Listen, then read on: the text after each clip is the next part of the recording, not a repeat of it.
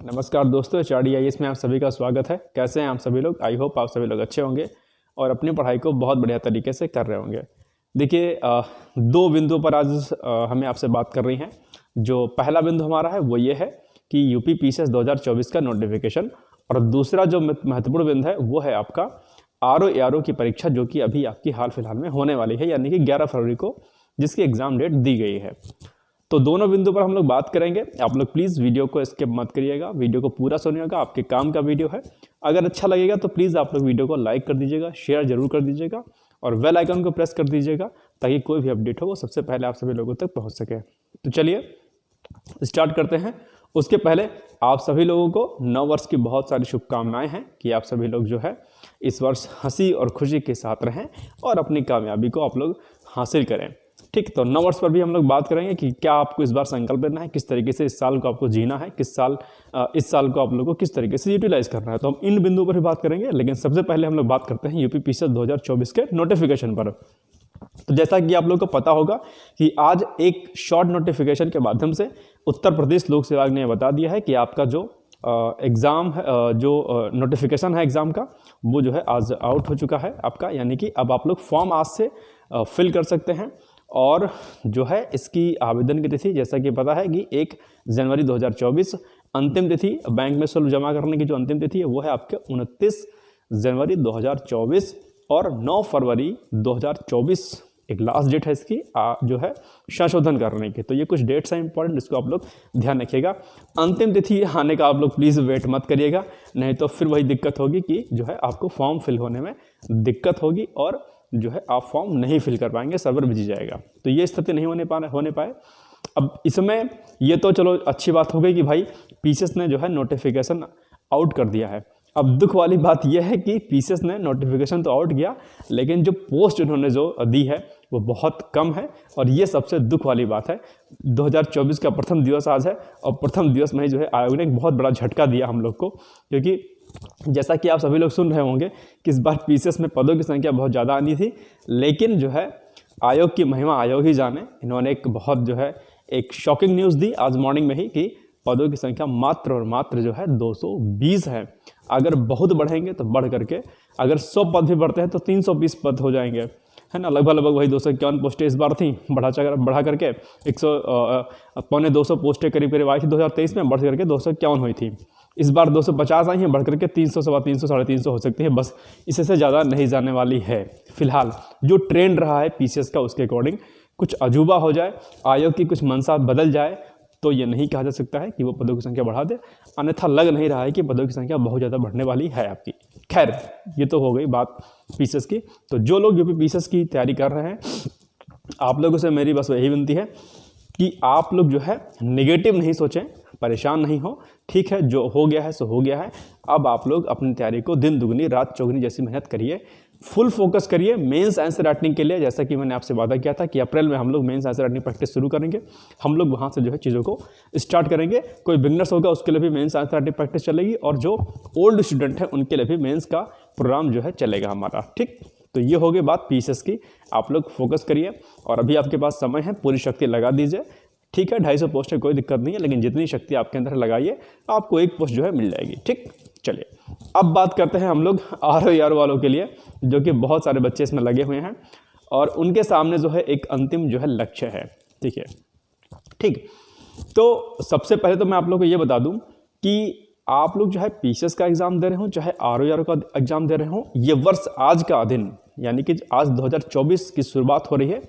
आज आपको एक संकल्प लेना है, एक प्रण लेना है कि वर्ष 2024 आपकी मेहनत का अंतिम वर्ष होना चाहिए। यानी कि जो आप संघर्ष कर रहे हैं गवर्नमेंट जॉब के लिए, PCS के लिए, RO के लिए, या किसी भी अन्य प्रतियोगी परीक्षा के लिए, आपका ये वर्ष अंतिम होना चाहिए आपके इस संघर्षों का।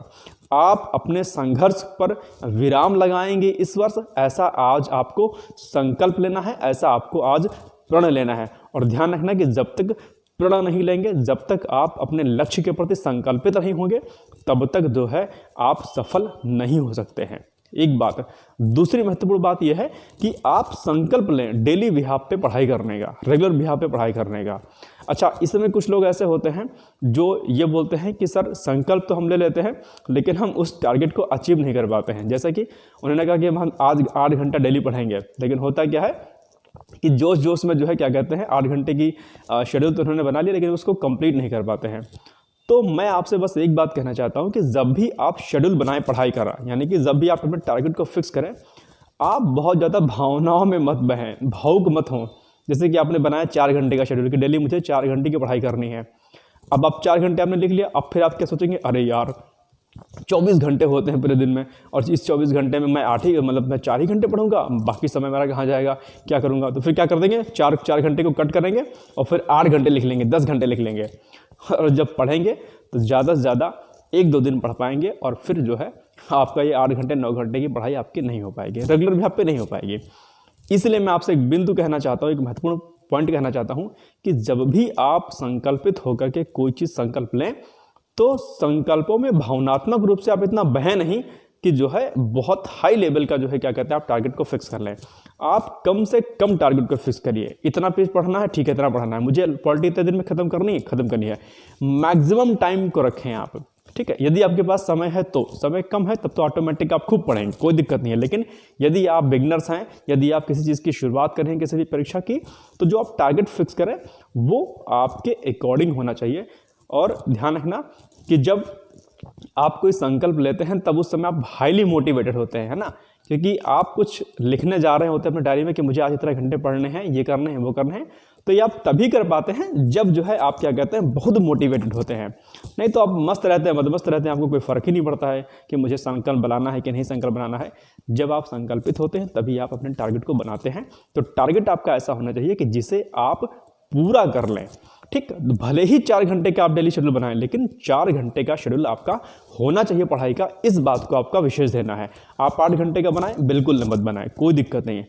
यदि आप लगातार जो है 4 घंटे पढ़ेंगे तो वो 4 घंटे आपको बहुत ज़्यादा बेनिफिशियल रहेगा। फिर आप किसी शादी में जाइए, पार्टी में जाइए, कहीं घूमने जाइए, आप 4 घंटे को अचीव कर लीजिए। निश्चित तौर पर आप देखेंगे कि एक समय के बाद आप अपने में बहुत ज़्यादा इम्प्रूवमेंट देखने को मिलेगा आपको। आप बहुत ज़्यादा जो है अपनी चीज़ों को बहुत बेहतर ढंग से कर पाएंगे, ठीक। तो ये चीज़ें आपको ध्यान रखनी है।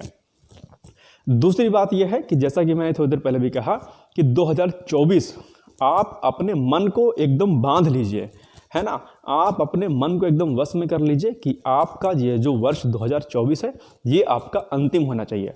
और ध्यान रखना बच्चों कि जब तक आप लोग संकल्पित नहीं होंगे, अपने सपनों के लिए संकल्पित नहीं होंगे, दृढ़ प्रतिज्ञ नहीं होंगे, तब तक आप नहीं कर पाएंगे। और किसी भी चीज़ को पाने के लिए, किसी भी चीज़ को करने के लिए उसके कुछ पैरामीटर्स होते हैं। और जब तक आप उस पैरामीटर्स पर खरा नहीं उतरेंगे, जब तक आप उस पैरामीटर्स पर जो है गुजरेंगे नहीं, उसको निकालेंगे नहीं उस पैरामीटर्स को, तब तक आपको सफलता अर्जित नहीं हो सकती है।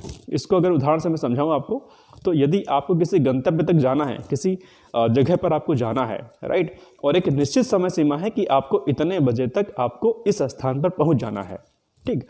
तो यदि गाड़ी की स्पीड, आपके कार की स्पीड, ट्रेन की स्पीड अगर या कार की आपकी स्पीड, बाइक की स्पीड अगर आपकी स्लो है और आपको 2 घंटे में पहुंचना है, 200 किलोमीटर का दूरी है या कुछ भी दूरी है, तो अगर आप स्लो चलेंगे, यानी कि आप कहीं रुक रुक के जाएंगे, बार बार चाय नाश्ता पिएंगे, कभी किसी दोस्त से मिल गया उससे आप बताने लग गए, कहीं फ़ोन पे ही आ गया, कॉल पे बात करने लग गए, या कुछ और अन्य गतिविधि करने लगे, तो आपके पास वो जो समय सीमा है 2 घंटे की, 1.5 घंटे की, आप उस नियत समय में उस लक्ष्य को नहीं प्राप्त कर सकेंगे, यानी कि अपने उस गंतव्य स्थान तक आप नहीं पहुंच पाएंगे, ठीक।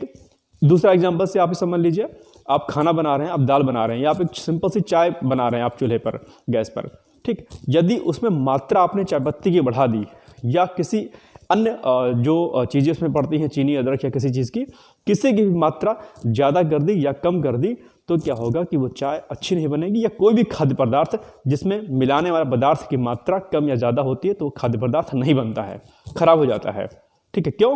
क्योंकि उसका एक निश्चित मानक है, उसका एक निश्चित स्टैंडर्ड है कि भाई इतने कप चाय में इतनी चाय पत्ती पड़ेगी, इतने में इतना जो है चीनी और अदरक पड़ेगा, दूध पड़ेगा, ठीक। कहीं स्थान पर जा रहे हैं, उसकी एक नियत समय सीमा होती है कि इतनी स्पीड में आप गाड़ी चलाएंगे तो आप यहाँ पहुँच पाएंगे, नहीं तो नहीं पहुँच पाएंगे।